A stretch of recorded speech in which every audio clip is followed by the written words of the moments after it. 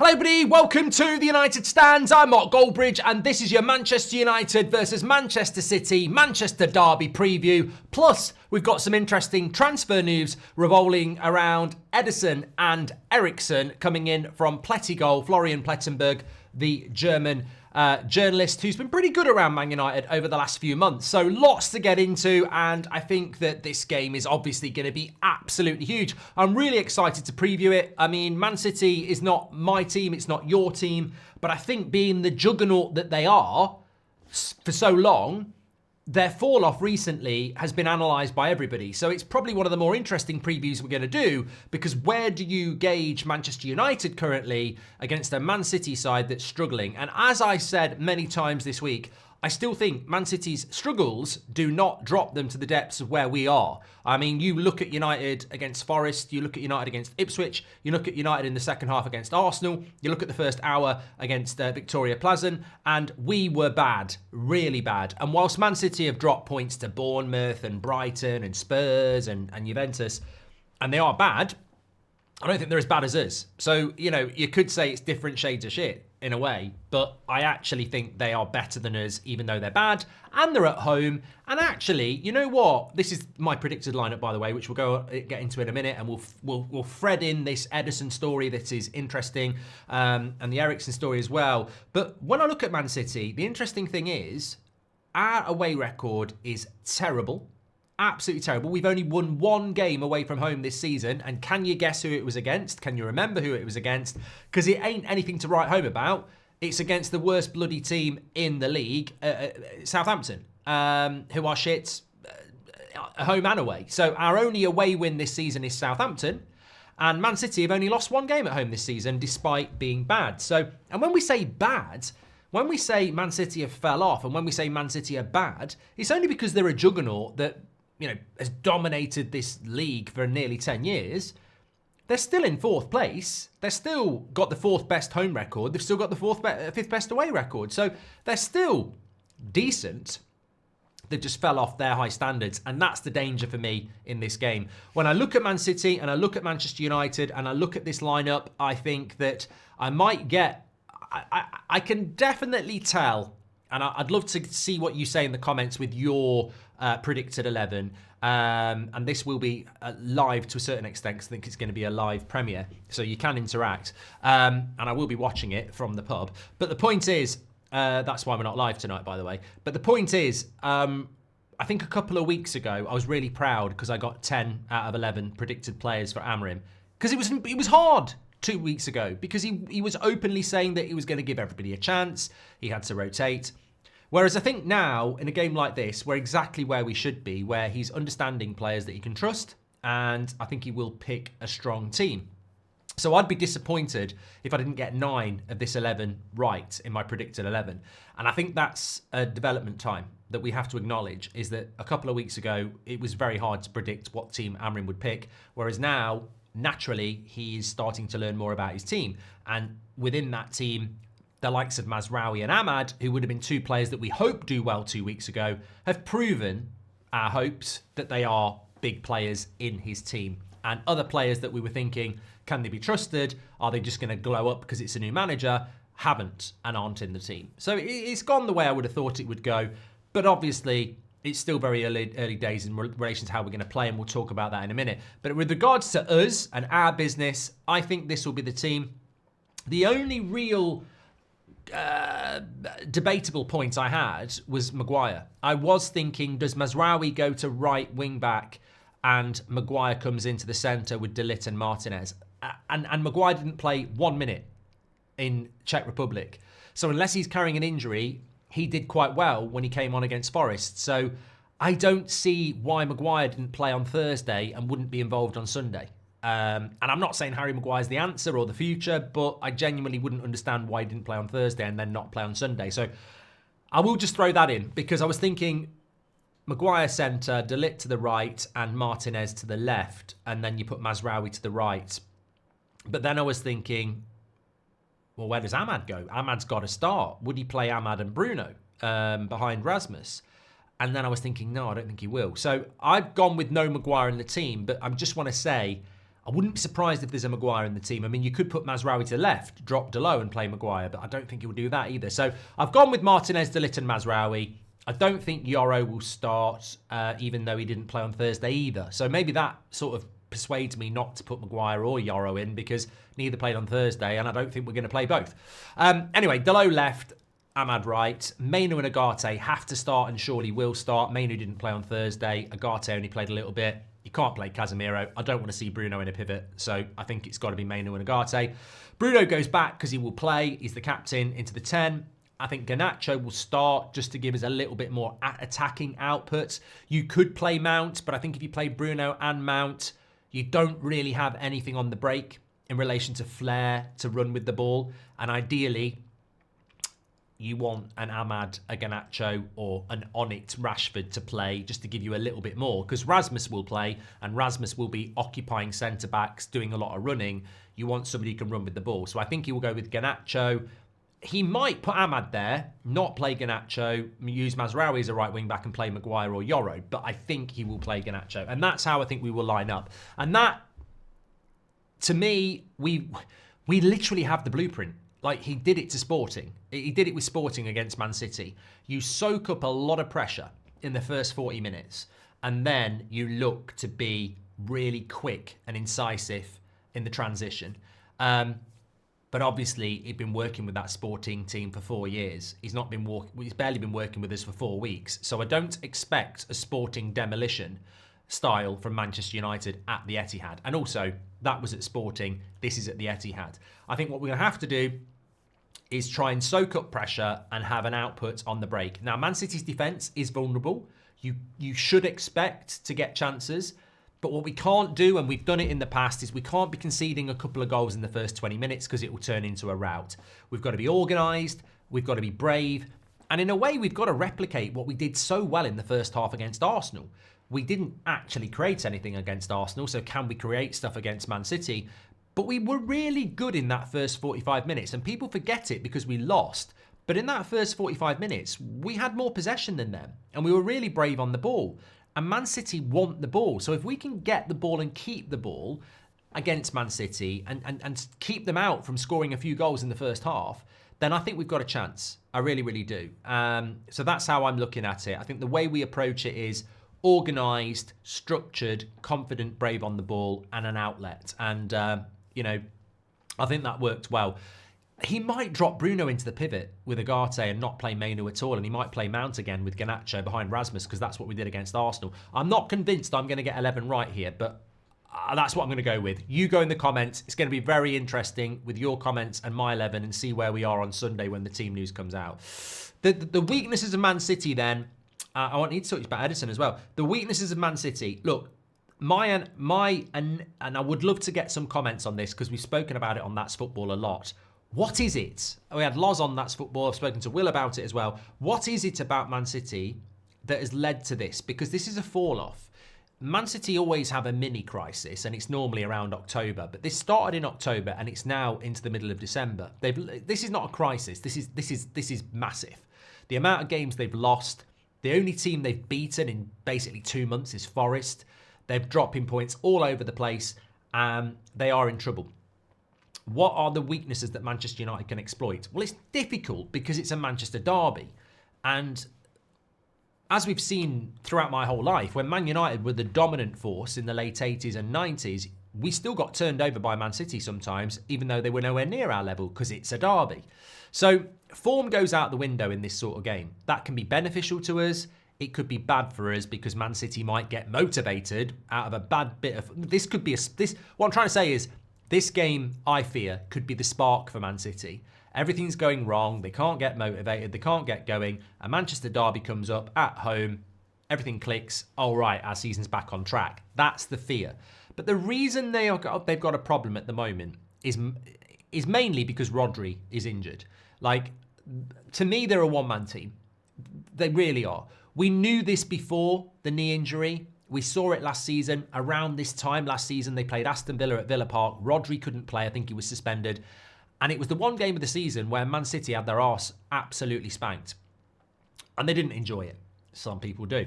They got absolutely dominated. They only lost 1-0, but if you watch the game, Villa absolutely dominated them. It was the best performance I saw against Man City last year, and Rodri didn't play.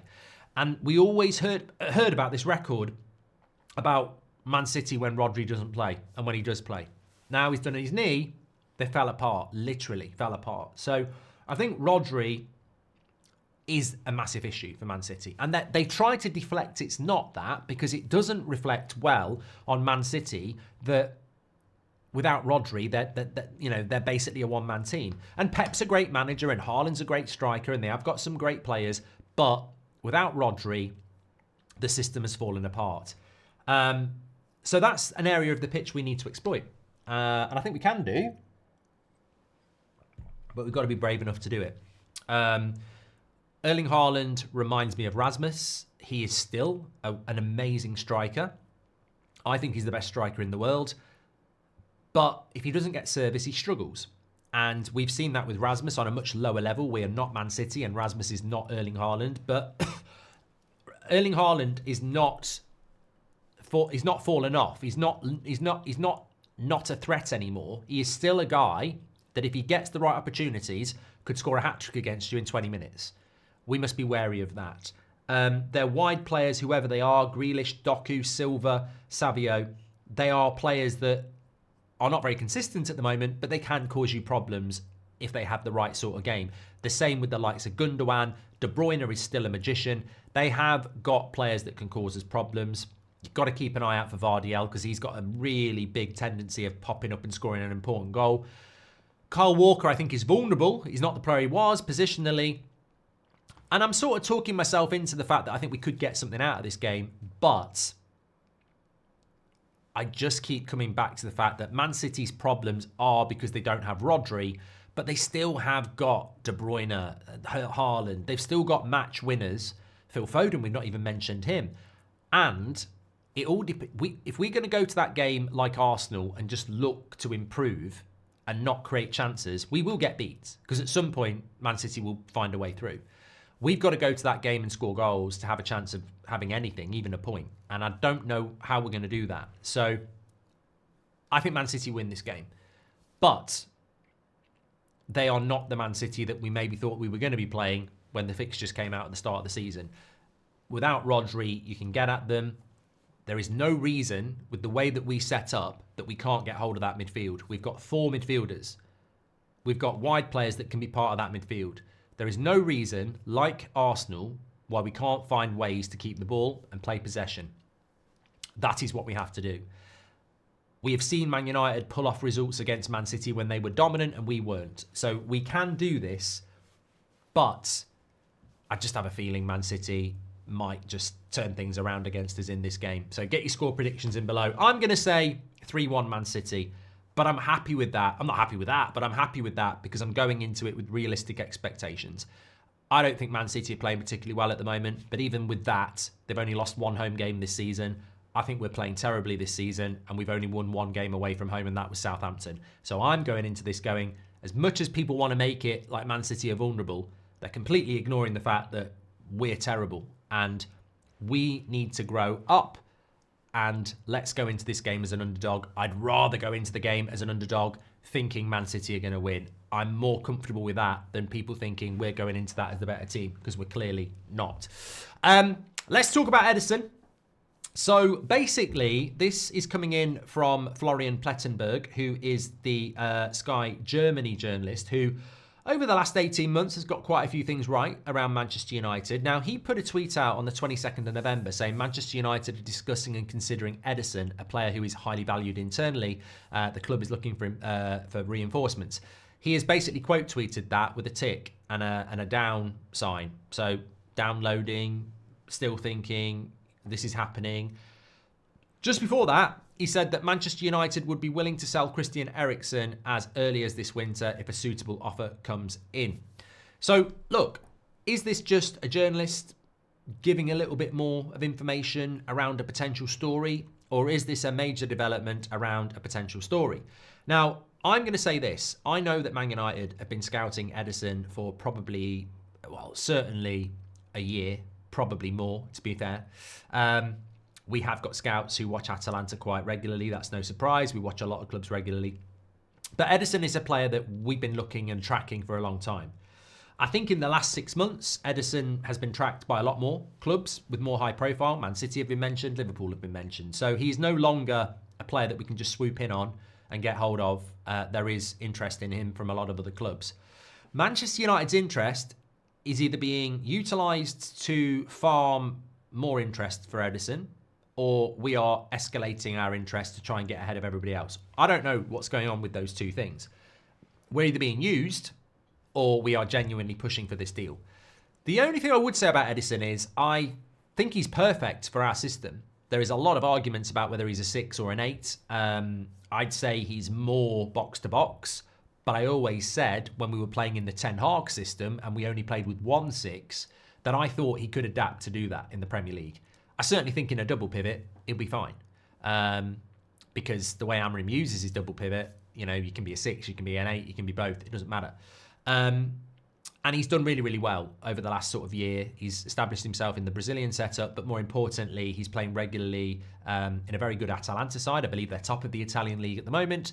And also in the Champions League, they've done very well. And he's a fundamental part to that. So he's a very, very good player. He's around the right age. He's got the right talent, the right hunger, the right profile for Manchester United. And we have got good relationships with Atalanta. So everything about this deal looks very appealing, and I'd love to do it in January.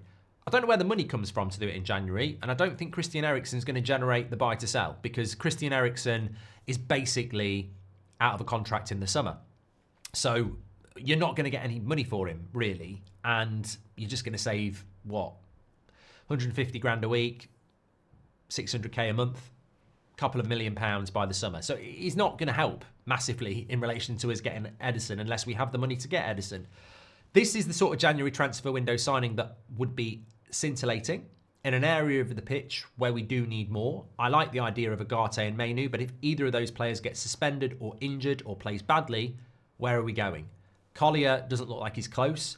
Casemiro looks like he's done.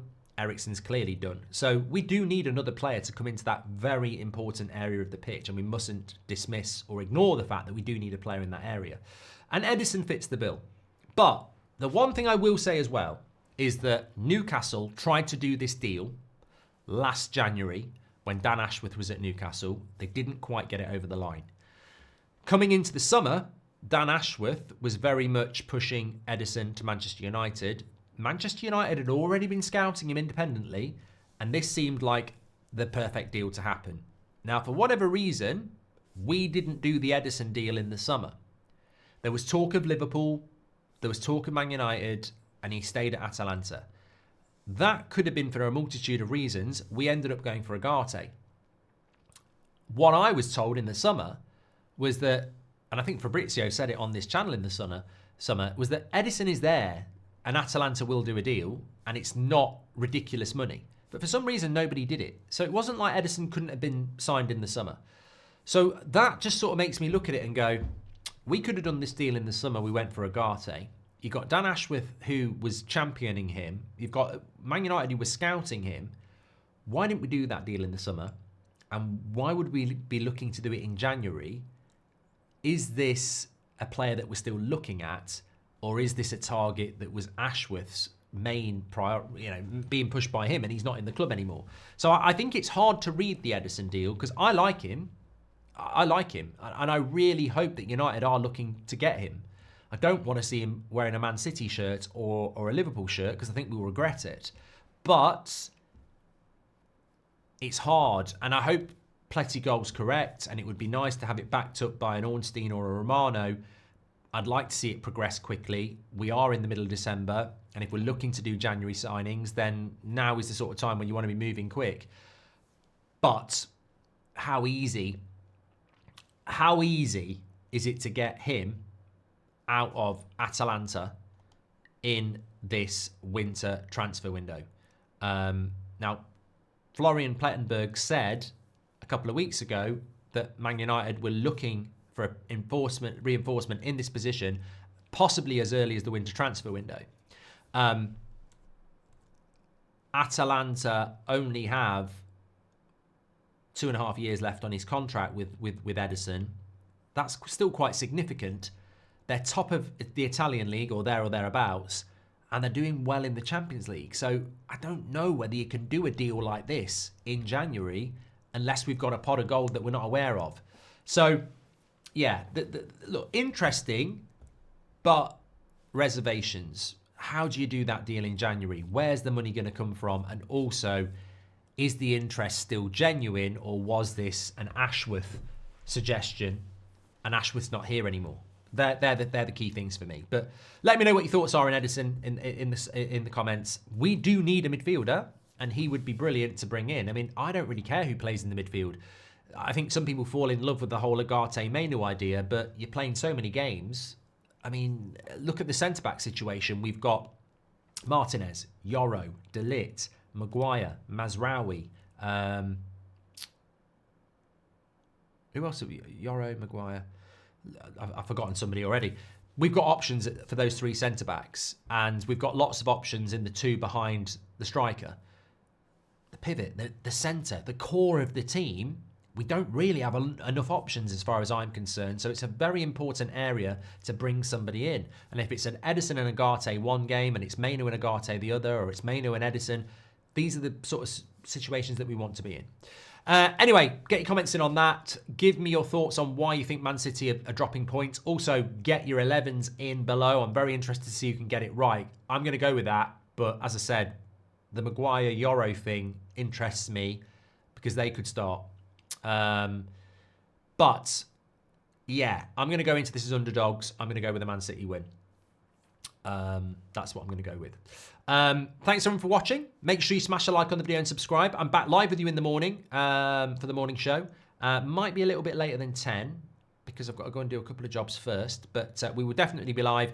And tomorrow, oh, that's football at 3 o'clock for the watch-alongs for that. Okay, great stuff. Thanks everyone for watching.